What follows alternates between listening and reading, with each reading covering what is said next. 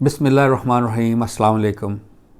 اس سے پچھلا کلپ میرا تھوڑا طویل تھا جس میں میں نے نظم قرآن کے بارے میں گفتگو کی تھی، اور اس پہ میں نے مولانا حمید الدین فرائی صاحب کا نقطہ نظر جو سورہ حجر کی آیت نمبر 87 ہے، اس بنیاد پہ انہوں نے ایک نظم کلام ہمارے سامنے، یہ نظم قرآن ہمارے سامنے رکھا جو 3 سطح پر ہے۔ اس کا گروپ، اس کی جوڑا جوڑا صورتیں، اور سورہ اپنے اندر جو اکائی ہے، سورہ یونٹی جو اپنے اندر۔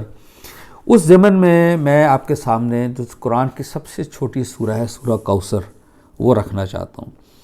سورہ کوثر کے بارے میں بہت سے تبصرہ ہیں کہ کوثر سے کیا مراد ہے۔ یعنی یہ سورت ہے صرف 3 آیتوں پر، بڑی چھوٹی۔ بسم اللہ الرحمن الرحیم، انا اعطیناک الکوثر فصلی لربک وانحر ان شانئک هو الابتر۔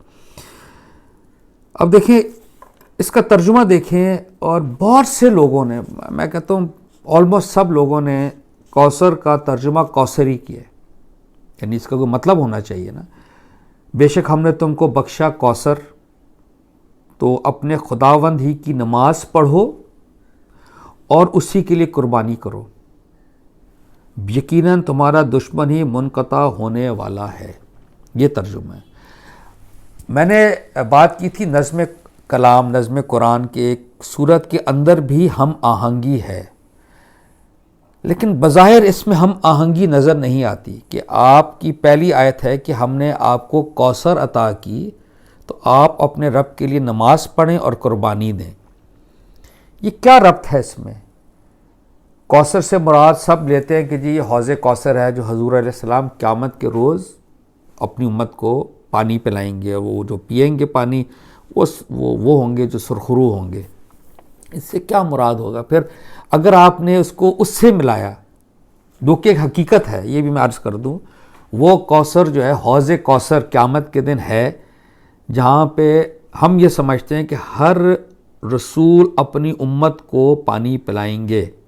تو ہمارے کیس میں حضور علیہ السلام، حضرت محمد صلی اللہ علیہ وسلم اپنی امتی کو پانی پلائیں گے، کیونکہ حدیثوں میں آتا ہے کہ جب حضور علیہ السلام پانی پلا رہے ہوں گے تو فرشتے کچھ لوگوں کو پیچھے کر دیں گے، حضور کو منع کریں گے ان کو پانی نہیں پلانا۔ تو حضور علیہ السلام تو بڑے شفیق ہیں، وہ کہیں گے یہ تو میرے امتی ہیں۔ دیکھیں کیا جواب ملے گا فرشتوں کے، انہوں نے آپ کے دین میں، اللہ کے دین میں بدعت ایجاد کی ہے۔ بدعت کہتے ہیں دین میں کسی چیز کا اضافہ کرنا، دین بنا کر کہ یہ دین ہے، حالانکہ نہ اللہ رسول کی سند نہ ہو، یہ ہے بدعت۔ ہمیں بہت کیئرفل رہنا چاہیے۔ میں یہ ضمناً بات کرنے لگا ہوں کہ بہت سے ایسی چیزیں دین کے نام پر رائج ہیں جن کا دین کے ساتھ تعلق ہی نہیں ہے۔ بہرحال حوض کوثر میں قیامت کے دن حضور علیہ السلام کو فرشتے روک دیں گے، وہ پلانا بھی چاہیں گے تو وہ نہیں پلا سکیں گے۔ اچھا، اب یہ جو کوثر ہے، اگر ہم کہتے ہیں جی یہ وہ کوثر ہے جو قیامت کے دن ہوگی، پھر اللہ کیوں فرما رہے ہیں کہ اپنے خداوند ہی کے لیے نماز پڑھو اور قربانی دو؟ یعنی اس کا کوئی لنک ہونا چاہیے۔ اب میں آپ کے سامنے وہ لنک رکھنا چاہتا ہوں۔ وہ لنک کیا ہے؟ وہ نظم کلام کیا ہے؟ بہت مشہور آیت قرآن کی جو ہم عید الاضحیٰ میں تمام دنیا میں، خانہ کعبہ ہو، مسجد نبوی ہو، کوئی بھی جگہ جہاں عید کی نماز ہو، قربانی والی عید الاضحیٰ، اس کے خطبے میں آیت پڑھی جاتی ہے، بڑی مشہور۔ میں پڑھوں گا، آپ سمجھ جائیں گے۔ بسم اللہ الرحمن الرحیم، قل ان صلاتی و نسکی و محیای و مماتی للہ رب العالمین۔ ابراہیم علیہ السلام کو جب اللہ تعالیٰ نے بھیجا کہ خانہ کعبہ بنائیے دوبارہ سے، دیکھیں خانہ کعبہ ابراہیم علیہ السلام نے نیا نہیں بنایا، یاد رکھیے۔ اللہ کہتا ہے بیت عتیق، پرانا گھر میرا بناؤ جا کے، تو ہی ریکنسٹرکٹیڈ دی اولڈ ہاؤس آف کعبہ۔ جب انہوں نے وہ کیا، بنایا، تو یہ دیکھیں اور یہ کیا کہہ رہے ہیں، کیا اللہ کہہ رہے ہیں آپ کہہ دیجئے بے شک میری نماز اور میری قربانی۔ سورہ کوثر میں کیا ہے؟ میری اللہ کے لیے نماز پڑھو، قربانی دو۔ یہ یاد رکھنا ہے، نماز، قربانی۔